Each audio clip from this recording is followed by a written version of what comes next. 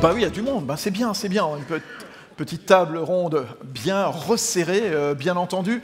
Alors, Jean-François Montels, qui se trouve à l'autre bout, qui est le président du directoire de la Société des Grands Projets. C'est l'ex-Société du Grand Paris, et désormais compétent au-delà de la région parisienne. On va aller dans le sud de la France avec vous, Christophe Badrol, conseiller régional de la région sud, hein, président de la commission biodiversité, mer et littoral. Et puis à mes côtés, Antoine Saint-Oyan, qui est le directeur de la Banque des Territoires, partenaire historique des régions, bien sûr, directeur général adjoint du groupe Caisse des dépôts. Alors c'est vrai, ce qu'on va voir avec vous trois, et c'est un petit peu dans la foulée, la lignée de ce que nous disait Edgar il y a quelques instants, c'est comment porter des projets structurants pour les territoires. Hein. On va parler dans cette table ronde d'énergie, de transport, d'infrastructure, et l'idée c'est de montrer que les régions sont le total opposé de l'instabilité au niveau étatique, notamment l'instabilité gouvernementale actuelle.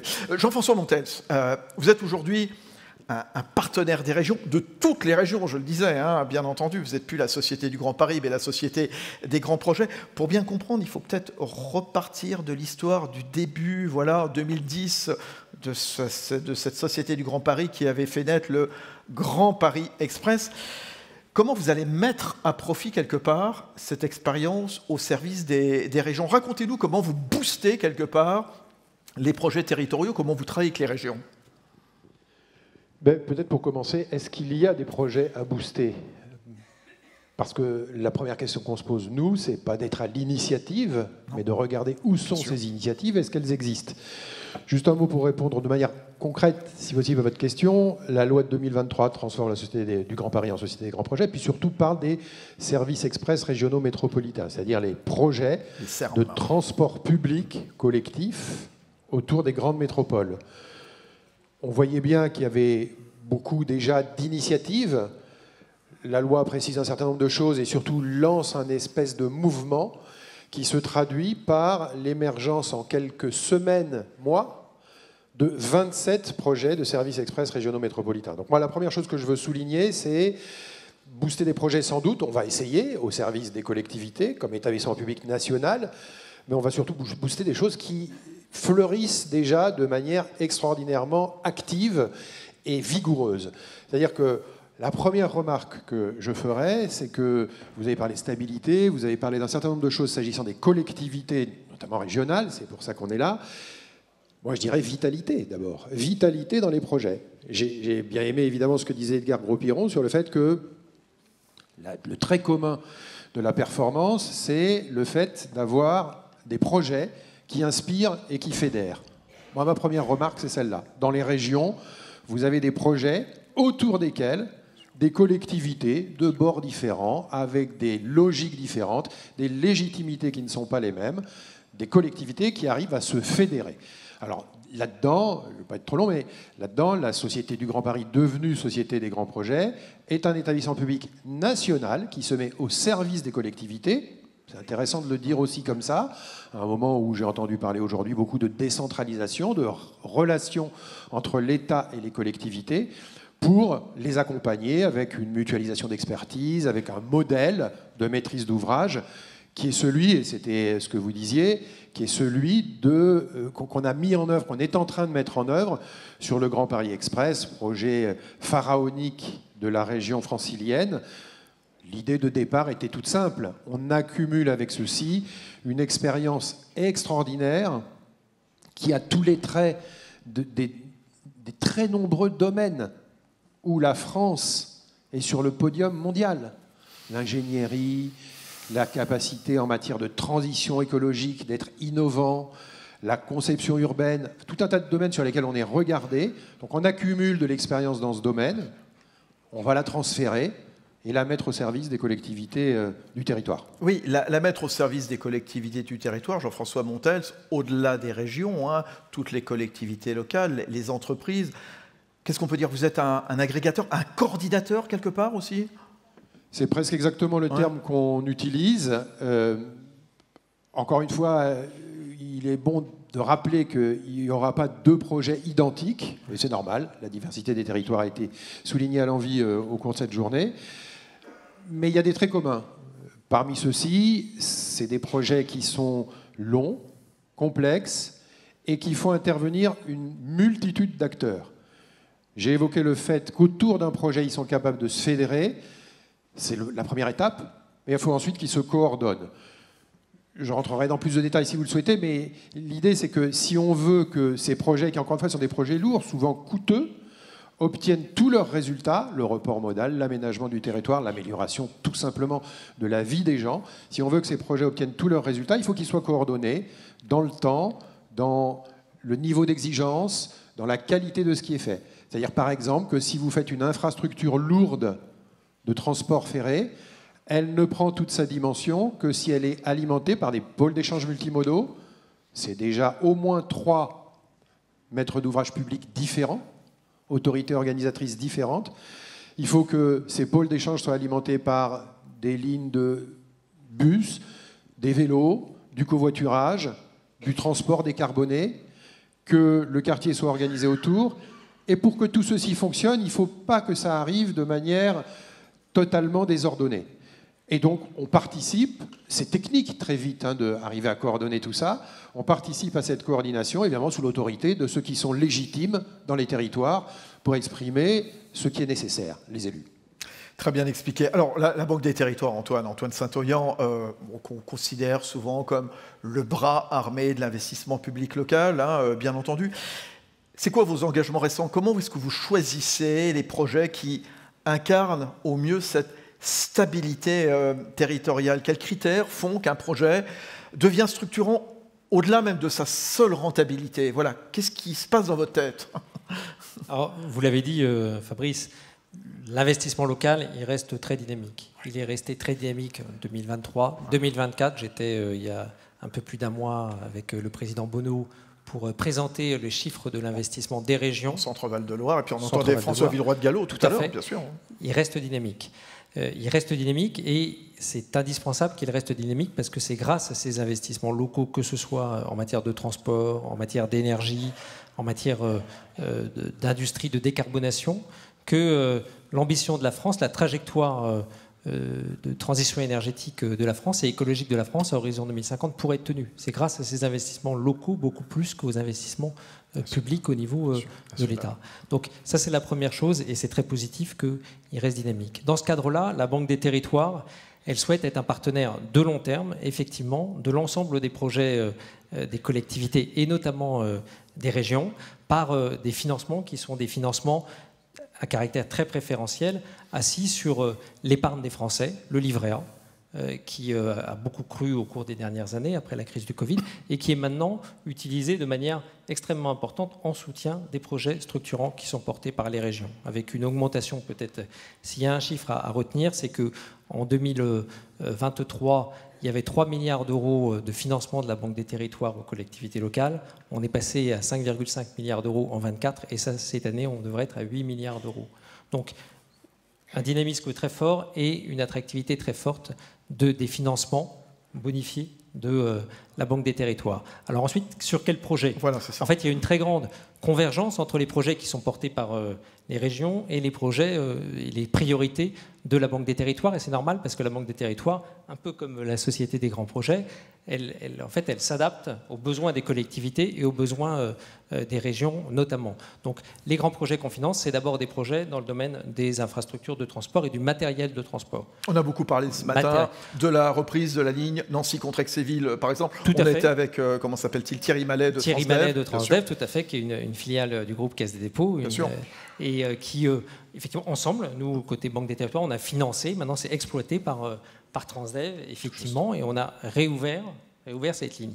Mais au-delà de ça, on intervient également sur des lignes à grande vitesse, par exemple le projet LISEA, ou des lignes plus, on va dire, dans des métropoles comme le Charles de Gaulle Express, en investissement. On intervient également, comme je l'ai indiqué, en prêt pour financer l'achat de matériel roulant décarboné dans les régions avec des projets importants. Le dernier en date dans la région Auvergne-Rhône-Alpes, 440 millions d'euros d'achat de matériel roulant. Avant ça, on avait permis à la région Provence-Alpes-Côte d'Azur d'acheter du matériel roulant pour réouvrir la ligne, elle aussi exploitée par Transdev entre Marseille et Nice. Donc ces grands projets, c'est des projets qu'on peut financer dans des conditions qui sont effectivement très favorables et qui permettent à très long terme, hein, puisque globalement aujourd'hui c'est 2% à horizon 40 ans. Oui, c'est ça. Donc avec une bonification assez exceptionnelle par rapport à l'OAT. On en rêve et donc, tous. voilà, ça c'est sur les projets de mobilité. Mais il n'y a pas que ça. On pourrait parler d'énergie, on pourrait parler d'école. Revenir sur les projets évidemment de réindustrialisation. Aussi. Et les très grands projets, y compris nucléaires. Ah oui, aujourd'hui. Le PR à Panly, par exemple. Le PR à Panly, le PR à Gravelines, dans le budget.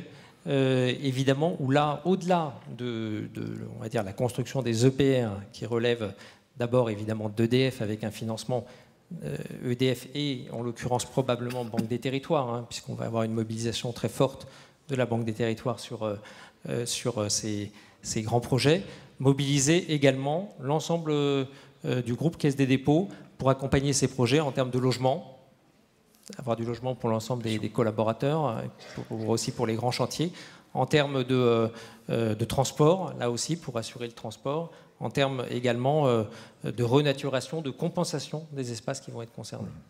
Christophe Madrol, l'élu du Conseil régional, donc Provence-Alpes-Côte d'Azur, c'est quoi les projets structurants, emblématiques de votre région là, qui nous permettent de nous projeter dans l'avenir, et pas que les Jeux Olympiques, parce qu'évidemment, ça va se passer en partie chez vous. Hein. Si je commence à énumérer tous les projets de la région, on en est jusqu'à 23h ce soir, et puis non. Je pense que notre ami Larcher aura du mal à parler. Non, c'est vrai que nous vivons quand même dans une région, le président Muselier le dit régulièrement, on vit dans une région certainement la plus belle de France et la plus belle d'Europe. 1000 km de côte, les Alpes, Edgar Gros-Pillon en a parlé, on a quand même une région atypique, puisque nous avons la mer, la montagne, des espaces naturels, plus de 70% de notre espace est en zone protégée, et il y a des habitants, 5 millions d'habitants, c'est un petit pays. Et comment nous devons répondre à la question du changement climatique et au développement économique?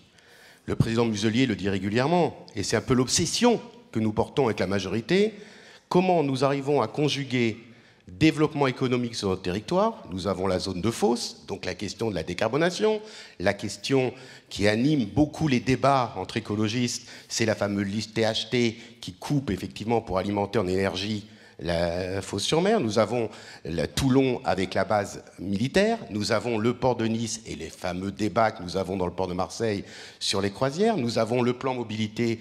Tout à l'heure, notre ami en a parlé, où on a signé avec les contrats État-région 1,8 milliard pour pouvoir continuer la question de la mobilité. Nous avons l'installation d'entreprises, la réindustrialisation de la zone de Fosse-sur-Mer avec H2V, Gravity et les entreprises, les grosses manufactures qui veulent s'installer en région. Et comment on conjugue, là, sur notre territoire, le développement économique nécessaire, donc effectivement, et tout à l'heure, notre ami l'a abordé, la question de la mobilité, la question du logement, et la question de la protection de l'environnement et le changement climatique qui anime tous les élus depuis ce matin, on en parle, et parce que nos populations le demandent. On a eu une réunion tout à l'heure avec la commission développement durable, et où on a reçu le SGPE, je ne sais plus comment il s'appelle, Augier, où on a parlé effectivement des problématiques que nous avons sur nos territoires. Nous, élus régionaux, nous sommes les porteurs du dernier kilomètre.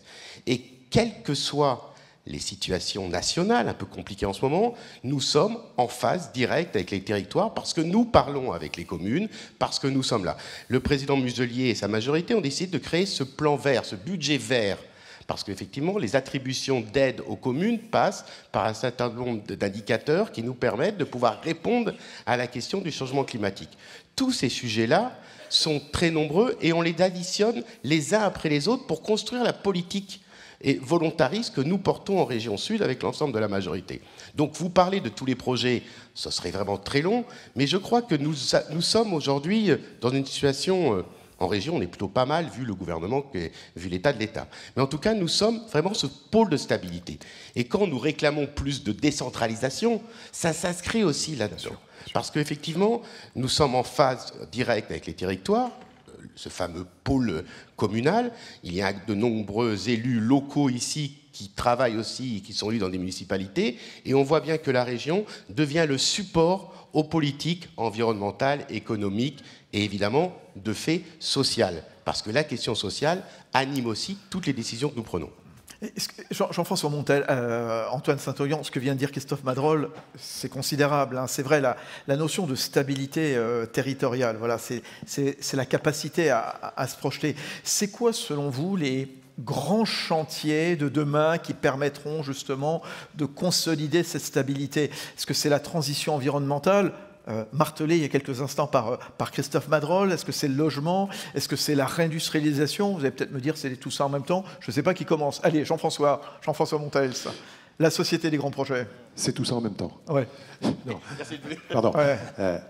À l'intérieur des nombreux projets qu'évoquait Christophe, prenons-en 4. Oui. 4 projets de services express régionaux métropolitains dans la région. Marseille, Nice, Toulon, Avignon.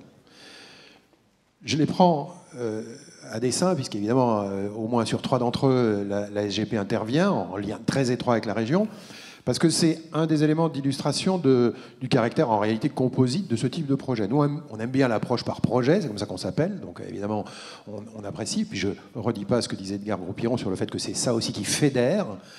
Mais ces projets-là, c'est quoi? C'est développer des services de transport public autour de pôles d'échange multimodaux. Qu'est-ce que ça veut dire? Ça veut dire qu'on va améliorer la vie des gens, leur proposer d'avoir des services de transport qui vont valoriser les territoires ainsi desservis, en plus de leur faciliter l'existence. Ça veut dire aussi qu'on va générer du potentiel de développement de logements. Donc on va être dans la transition écologique, dans le social qu'évoquait Christophe, dans l'animation économique qu'évoquait Antoine, dans la réalisation d'un certain nombre d'objectifs, y compris d'ailleurs d'engagements internationaux, j'évoquais la transition écologique, et puis je l'ajoute aussi, parce que c'est important, je l'ai déjà dit, l'illustration de l'excellence française dans un certain nombre de domaines. On aime toujours bien se lamenter, on a parfois des raisons de le faire. Sur ces sujets-là, nous démontrons, je le dis aussi sans la moindre forfanterie, la SGP est regardée de partout sur ces projets pour savoir comment aujourd'hui, dans une grande métropole, alors évidemment à l'échelle francilienne c'est visible depuis très loin, mais c'est valable pour toute métropole. Chacun a ici des illustrations de l'embolie des transports, de la difficulté des trajets, des problèmes de logement, du besoin de vecteurs de développement. Donc sur ces sujets-là, nous sommes en train de démontrer, et on essaiera de notre côté d'y participer autant que possible, nous sommes en train de démontrer que la France est capable de trouver des solutions nouvelles à des problèmes qui sont gigantesques. On le dit toujours, dans quelques années, c'est 70% de la population mondiale qui vivra dans des métropoles. Si elle continue sur le rythme d'aujourd'hui, ce ne sera pas une vie pour aller vite. Donc c'est ça aussi, c'est ce type de solution qu'on doit trouver. Alors justement, oui, comment est-ce que... Et c'était pareil, au cœur de l'explication de Christophe Madrol, il y a un instant, Antoine Saint-Oyan, comment est-ce qu'on concilie urgence écologique, planification? C'est quoi les leviers pour encourager cette transition écologique? Faire en sorte que, quand on va avoir 70% de la population mondiale qui vit dans les métropoles, évidemment, ça va s'accompagner de plein de choses qu'il va falloir créer. Antoine Saint-Oyan. Tout à fait. Nous, au niveau de la Banque des Territoires, effectivement, on a pris des engagements très forts en matière d'accompagnement à la transformation écologique d'une part et à la cohésion des territoires, notamment sur la partie transport d'autre part. Hein. Au-delà de ça, là, dans les sujets qui nous paraissent vraiment prioritaires et sur lesquels on veut accélérer avec les collectivités locales, il y en a 3 que je voudrais évoquer. Le premier, c'est le logement. Parce qu'on voit que sur le logement, on a aujourd'hui une crise majeure du logement privé, c'est certain. Nous, on est un acteur qui finançons le logement social, le logement intermédiaire depuis longtemps, mais on voit bien qu'en dépit des financements qu'on peut accorder, cette crise, elle est encore extrêmement forte. Donc, accélérer là-dessus, accélérer sur le logement avec des financements très bon marché, avec des structures avec les collectivités locales. Ça peut être à tous les niveaux, en fait, sur lesquels on peut agir en partenariat pour arriver à développer du logement étudiant, les étudiants, du logement pour les travailleurs clés, et notamment, justement, c'est là que ça fait le lien, pour des travailleurs qui vont devoir se mobiliser sur des grands projets où il va y avoir des augmentations importantes de besoins de logement sur un territoire donné. Donc ça, c'est la première chose. La deuxième, c'est la santé et le grand âge. On a vu les dépenses des régions en matière de santé et de grand âge qui n'étaient pas très élevées, sont très dynamiques, Et c'est normal parce que c'est vraiment une des attentes extrêmement fortes de la part de l'ensemble des citoyens. Et là-dessus, aider les collectivités locales à augmenter l'offre de soins, notamment sur les maisons de santé. On finance très largement les hôpitaux, on est le premier financeur des hôpitaux. C'est une priorité pour nous absolue. Et la troisième, c'est sur la souveraineté, notamment la souveraineté numérique. Il y a un sujet dont on n'a pas parlé, c'est les infrastructures numériques. On est des financeurs historiques, avec certaines régions d'ailleurs, des infrastructures de fibre. Ça, on a réussi. C'est d'ailleurs une satisfaction collective, on va dire, d'avoir réussi à finalement fibrer la France et avoir augmenté le niveau de réseau sur l'ensemble du territoire. Mais au-delà de ça, maintenant, il faut qu'on arrive à s'équiper sur des infrastructures souveraines qui seront celles qui pourront accueillir demain l'ensemble des données qui seront utilisées par l'intelligence artificielle dans l'ensemble des projets qu'on va conduire demain. Et ça, c'est là aussi des projets qu'on peut financer, aider à la fois sur le foncier, aider sur les structures de portage et sur le financement. Et avec toujours cette vertu écologique, parce que c'est vrai que ces data centers, ça consomme beaucoup d'électricité, beaucoup d'énergie, ça chauffe, il faut refroidir, etc. Enfin voilà, c'est un autre débat. Voilà, l'utilisation notamment de l'énergie nucléaire, et c'est pour ça que le financement des EPR et le financement avec RTE, qui est évidemment aussi une filiale, de raccordement, déploiement des réseaux pour raccorder et alimenter avec de l'énergie décarbonée ces data centers est essentielle. Et l'utilisation de ces infrastructures est évidemment bien préférable à de la localisation dans des pays dont l'énergie est beaucoup moins décarbonée. On a des champions aussi en France. Voilà, on parle beaucoup d'innovation depuis ce matin, qui font des process de refroidissement immersif justement dans tous ces data centers. C'est passionnant. Ça sera un autre sujet. Jean-François Montels. Je rebondis juste sur cette question du financement qui a été également en question ce matin à de nombreuses reprises et dont quelque chose me dit qu'elle est actuellement en question entre le Premier ministre et les présidents de régions à quelques mètres d'ici. Mais juste pour dire que Antoine l'illustre, s'agissant par exemple des services express régionaux métropolitains, des RER métropolitains, enfin ceux dont on est amené à s'occuper, les moyens, on en a parlé tout à l'heure avec Antoine, les moyens de la Caisse des dépôts sont à la dimension des besoins. On n'est pas sur des choses qui sont démesuré. C'est évidemment très difficile, personne n'est naïf ici. L'argent est difficile à trouver, la fiscalité est compliquée, bref, toutes ces questions, on les connaît. Mais, primo, il y a des possibilités. Et deuxièmement, n'oublions jamais une chose, on est en train de parler d'investissement. Le principe d'un investissement, c'est qu'il va rapporter de la valeur.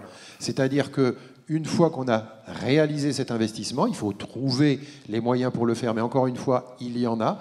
Une fois qu'on a réalisé cet investissement, tout le monde s'en porte mieux. Les gens vivent mieux, l'économie se développe, la fluidité des transports amène la possibilité du logement, etc. etc. Donc je veux juste donner ce signal aussi, parce que voilà, on a mille raisons de se lamenter en permanence, mais voilà, moi je le redis, les signaux positifs qui étaient dans le discours de Edgar Gros-Piron tout à l'heure, il faut les vivre de manière plus régulière. C'est ça. Oui, Christophe Madrol, la question de l'argent, justement, voilà, soulevée en partie il y a quelques instants par Jean-François Montel. On a cessé d'en parler. Il y a ma DGS là-bas qui me dit il faut demander de l'argent, c'est ça? Il faut demander de l'argent fortement. Comment est-ce qu'on garantit comme ça la stabilité des financements sur 10 ans? Comment les régions, elles assurent la continuité de l'investissement malgré la conjoncture, malgré les restrictions? Voilà, on est cerné de part et d'autre. Je vous répondrai par la métaphore du colibri. Il y a le feu dans la forêt, il y a un petit oiseau qui va à la rivière, qui prend de l'eau et qui essaye d'éteindre l'incendie. C'est le boulot que nous faisons, nous, les élus locaux, en permanence vis-à-vis des finances. Bien évidemment, on aimerait avoir beaucoup plus d'argent pour répondre à la question de la décarbonation. Parce qu'on n'a pas abordé le coût de la décarbonation, mais c'est des milliards qu'on doit trouver si on veut répondre simplement à l'exigence climatique. Bien sûr, ça coûte cher. Quand je vois, il y a des amis d'outre-mer ici qui connaissent bien la situation aussi sur les territoires, sur les îles, que ce soit la Réunion, la Guadeloupe, la Martinique, où il y a des problématiques graves en matière de transition écologique et de réchauffement climatique. On était avec le président de la Guyane aussi ce matin. Exactement. Voilà. Aujourd'hui, la question financière, elle est au cœur de nos problématiques d'élus tous les jours. Quand je vous parlais de notre obsession, on a l'obsession politique de porter des politiques volontaristes auprès de nos concitoyens, parce que quand on est élu, on veut répondre aux exigences de nos concitoyens et on veut se faire aussi réélire. C'est le principe même des élus, souvent. En tout cas, pour moi. Mais la question... Il y en a d'autres dans la salle qui veulent se faire élire, lever la main ceux qui veulent se faire élire. Mais on doit aussi répondre, par les politiques, mais aussi répondre à la question financière. Et là, sincèrement, on est en permanence en train de chercher l'argent. Le président Muselier dit souvent que c'est un gabion des finances européennes. Le gabion, vous savez, c'est l'oiseau que nous avons en Méditerranée qui va chercher un peu de partout à manger pour pouvoir se nourrir. On essaye en permanence, avec les services de la région, de courir après les financements européens pour pouvoir financer des actions de terrain. Parce que sans financement, on ne va pas très loin. On peut toujours vendre du vent ou du sable dans le désert, mais la question est entière. Pour revenir à ce que disait Antoine, merci du travail que vous faites. Sincèrement, Antoine, vous êtes des partenaires à part entière de ce que l'on fait. Avec les autres institutions. Mais, il y a toujours un mais, vous savez très bien. À un moment donné, et je le disais ce matin à nos gouvernants, on a besoin d'avoir une visibilité, nous les élus locaux. Vous aussi certainement. On a besoin de savoir quand une entreprise s'installe, quand on veut développer des régies solaires, quand on veut parler de mobilité, quand on veut parler de l'eau, quand on veut parler de tous les sujets qui animent nos concitoyens, à quel horizon on peut se projeter, nous les élus. Parce qu'on sait que les financements sont compliqués, on sait que pour vous aussi la vie n'est pas facile. Comment on arrive à se projeter et comment on arrive à consolider des budgets à long terme ?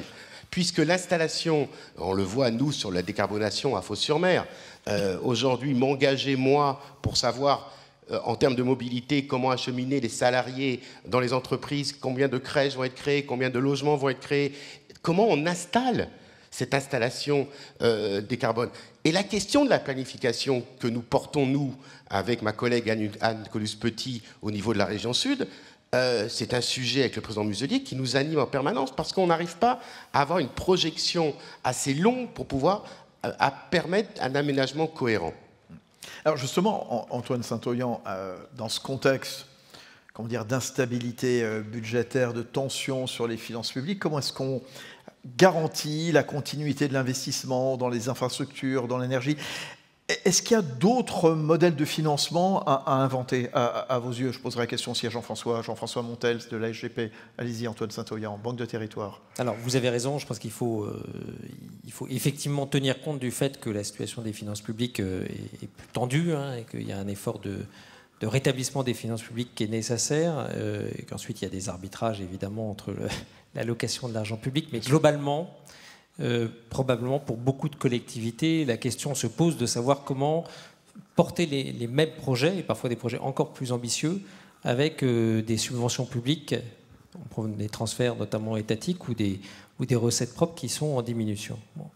Et donc là-dessus, c'est vrai qu'il faut arriver à inventer des nouveaux modèles de financement fondés sur peut-être parfois du recours à... de l'économie mixte, même souvent du recours à l'économie mixte. Nous, on est partenaire de l'économie mixte d'entreprises publiques locales, de SPL, de SEM, plus nombreux, pour pouvoir faire levier, tout en gardant le contrôle. Pour une collectivité locale, c'est évidemment important de conserver le contrôle à la fin des actifs qui sont déployés, mais faire levier sur de l'investissement privé également. De l'investissement de partenaires comme la Banque des Territoires. On a investi 1,5 milliard d'euros l'année dernière dans les territoires. On investit dans beaucoup de structures. Là, il y en a une qui me tient particulièrement à cœur en ce moment, c'est les foncières de redynamisation commerciale pour essayer de développer le commerce de proximité dans les centres-villes. Vous avez remis d'ailleurs à ce sujet, j'ouvre une parenthèse, un rapport qui, à mon avis, va être très scruté dans le contexte Chine, un rapport sur comment revaloriser le commerce de proximité. Exactement. Voilà. Et donc, on voit que les collectivités qui ont mis en place des foncières de redynamisation dans lesquelles elles ont capitalisé à 50%, mais qui a été capitalisée également à 50% par la Banque des Territoires, des banques mutualistes, des partenaires privés, ont pu avoir une force de frappe beaucoup plus importante et ont réussi à finalement conserver on va dire, une vitalité commerciale de leur centre-ville beaucoup plus que d'autres qui ne l'ont pas fait. Il faut travailler avec l'économie mixte, faire levier sur ce type de financement, et la Banque des Territoires est là pour ça, et faire levier également sur les financements en dette, mais avec de la dette long terme et bonifiée. La dette dans l'absolu, on va dire, n'est pas un problème dès lors qu'elle sert à financer des investissements qui demain peuvent être des investissements qui dégagent une rentabilité, au-delà même des externalités très positives pour l'ensemble de la population. Et aujourd'hui, les financements de la Banque des Territoires, comme je l'ai indiqué, c'est des financements à 40 ans ou plus, à 2% ou 2,5%. On va rappeler le chiffre, 25 milliards d'euros ont été engagés depuis 2018 en faveur des régions grâce à vous. Exactement. Donc il ne faut pas hésiter à utiliser à la fois ce levier du co-investissement et ce levier de la dette bonifiée. Jean-François Montel, comment est-ce qu'on garantit la pérennité d'investissement dans ce contexte budgétaire tendu? Est-ce que vous réfléchissez par exemple à des scénarios pour vous adapter à la capacité financière de chacune des régions, faire une sorte de programme à la carte? Je commence par vous dire que vous avez un exemple sous les yeux de la capacité de notre pays à faire ça. En 2010, on se pose exactement les mêmes questions au moment où on se dit ça serait bien de développer un réseau de transport qui double le métro parisien en Île-de-France, 200 km de voies, c'était pas d'ailleurs exactement ça en 2010, mais c'est ça aujourd'hui, 68 nouvelles gares, un programme pharaonique, on se le dit dans les mêmes conditions qu'aujourd'hui, enfin à peu près. Et on se dit ça va coûter beaucoup d'argent, ça va traverser au moins 3 élections présidentielles, des élections législatives, des municipales, des régionales, des départementales. Il y a un cycle politique. Comment est-ce qu'on va assurer ceci dans le temps long? Il n'y a évidemment pas une réponse univoque. Mais la base de la réponse, en tout cas sur la partie financement, ingénierie financière, c'est l'emprunt. Doter l'outil chargé de faire ça, la Société du Grand Paris à l'époque, de la capacité d'emprunt, lui permet de passer justement ces bosses de financement avec une capacité qui lui permet de franchir une annualité budgétaire qui ne l'aurait pas permis. Je ne vais pas assommer tout le monde avec des chiffres, mais ce que la SGP dépense au cours de l'année 2025 n'est pas finançable en financement budgétaire. Nous le finançons parce que nous avons emprunté, en plus dans de très bonnes conditions, au moment où c'était les meilleures conditions possibles, et du coup, nous pouvons franchir ceci. Le Conseil d'État, toujours plaisir à le citer, vient de publier une étude sur le temps long dans l'action publique. Et il détaille un certain nombre d'éléments qui permettent d'assurer ce temps long. Moi, je déteste les formules consistant à dire « Ah ouais, mais c'est impossible parce qu'il y a des cycles politiques et les politiques, ça ne marche pas, ils reviennent... » Non, c'est pas vrai. Il faut franchir ça. C'est des renouvellements de légitimité. Le Grand Paris Express a franchi tout un tas d'échéances politiques en réaffirmant à chaque fois et en redonnant à chaque fois la légitimité politique à un projet qui, du coup, en 15 ans, en 10 ans si on commence au premier coup de pioche, va doubler le métro parisien, changer la face de l'Île-de-France, faire de cette région la première région au monde, Valérie Pécresse le dit régulièrement, en matière de transport public. Voilà. Donc oui, bien sûr, on sait le faire. Justement, votre exemple vivant, et vous étiez présenté, enfin je vous avais présenté spontanément au début comme un agrégateur, un coordinateur quelque part. Est-ce que finalement ce modèle ne peut pas être une sorte de maître étalon? Parce que derrière chaque grand projet, il y a une histoire de coopération entre plusieurs collectivités, États, régions, villes, métropoles, départements, bien sûr. Comment est-ce qu'on pourrait, allez, me répondez chacun, et puis après on s'arrêtera, pour fluidifier quelque part, pour faire en sorte que tout ce beau monde parle davantage, engagé sur des projets structurants. Jean-François Montel, après Christophe Madrol, et puis le mot de la fin, ça sera Antoine Saint-Oyan. Je vais aller très vite. Première chose, nous on est certain que le modèle francilien n'est absolument pas duplicable. Ce n'est pas les mêmes bases fiscales, ce n'est pas le même territoire, ce n'est pas les mêmes conditions, ce n'est pas les mêmes transports publics. Néanmoins, évidemment, vous l'avez bien compris, on va s'inspirer de ce qu'on a vu là pour conduire ce projet. Est-ce que les moyens qu'on a mis en œuvre pour assurer ce temps long sur un projet complexe, on peut les décliner, évidemment en les adaptant dans les territoires? Et il me faudrait, à l'instar de Christophe tout à l'heure, beaucoup plus de temps pour détailler les éléments qui sont constitutifs de ça. 2 minutes. Mais ça veut dire de la concertation permanente avec les territoires eux-mêmes, de la discussion permanente avec les collectivités qui sont encore une fois légitimes pour déterminer le projet, pour voir comment on le fait évoluer en cours de déploiement, parce que ça existe aussi, etc., etc. Mais il y a quand même quelques conditions de base, c'est celles qu'on est en train de construire. Le ministre des Transports en a parlé ce matin, je suis sûr qu'il est en train d'en parler tout de suite. Voilà, il y a des conditions qu'il faut remplir et qui ne sont pas seulement financières. Il faut assurer cette coordination sur le long terme. Le temps long, c'est vraiment un énorme sujet en matière d'action publique. Christophe Madrol. C'est quoi la question? La question, c'est comment est-ce qu'on accélère justement, comment est-ce qu'on fluidifie davantage pour que je vais vous répondre, je vais vous répondre et je vais me faire lyncher par la salle. Je vais vous répondre et me faire lyncher par la salle. D'abord, les régions ne peuvent pas être des tiroirs caisses des collectivités infrarégionales. on doit travailler sur des questions de projet et d'évaluation de projet. C'est la volonté que nous avons portée en région Sud avec le président Muselier. La région n'est plus le tiroir-caisse des collectivités territoriales. Ils montent des projets, on accompagne les projets qui s'inscrivent dans la volonté et la charte des valeurs édictée par la région, qui est, dans notre cas, l'histoire du budget vert régional. Deuxième chose, il ne faut pas pouvoir dire oui systématiquement. On dit non et peut-être oui. Et à ce moment-là, les projets vont souvent beaucoup plus vite et beaucoup plus loin. Et on crée, on ne va pas se raconter de salade entre nous les élus, quand on dit non, eh ben on va essayer de trouver une façon à un moment donné de dire oui. Et à ce moment-là, on accompagne les projets et ça crée, je vois des sourires dans la salle, une fluidité dans les rapports qu'on peut avoir quand on n'est pas forcément de la même étiquette politique. À vous, pour la fin, Antoine Saint-Oyan à la tête de la Banque des Territoires. Oui, je pense qu'il faut... Effectivement, vous l'avez dit, mettre tout le monde autour de la table d'abord pour créer un consensus autour de la nécessité de ces projets. La nécessité au niveau politique pour pouvoir ensuite, une fois qu'on a créé ce consensus, s'inscrire dans le long terme et adapter les modes de financement finalement à la maturité du projet. Quand on est sur des projets à 20 ans, il faut s'endetter au moins à 20 ans, voire à plus de 20 ans pour pouvoir, on va dire, vraiment faire en sorte que cet endettement soit soutenable. C'est exactement ce qui a été fait, comme l'a dit Jean-François, sur le Grand Paris Express. Et puis par ailleurs, une fois qu'on a créé ce consensus, il faut aussi, ça a été assez peu dit, mais je pense que c'est fondamental, créer aussi les conditions, on va dire, d'autorisation administrative qui permettent d'aller vite. Parce que très souvent, quand même, on est dans des situations dans lesquelles on a plusieurs années, et ce n'est pas le financement finalement qui bloque, on l'a vu sur beaucoup de projets de transition écologique, notamment de l'éolien en mer, où on a perdu beaucoup de temps dans des phases intermédiaires qui font que finalement cette perte de temps conduit à un renchérissement du projet et que finalement le programme initial de financement qui avait été arrêté, il doit être retravaillé et on court derrière les financements parce qu'on n'a pas tenu à cause des autorisations qui ont été trop lentes. Et puis des recours aussi, de plus en plus fréquents aussi. Le consensus, les autorisations à accélérer, le plan de financement qui repose sur un endettement qui est adapté à la maturité des projets à long terme.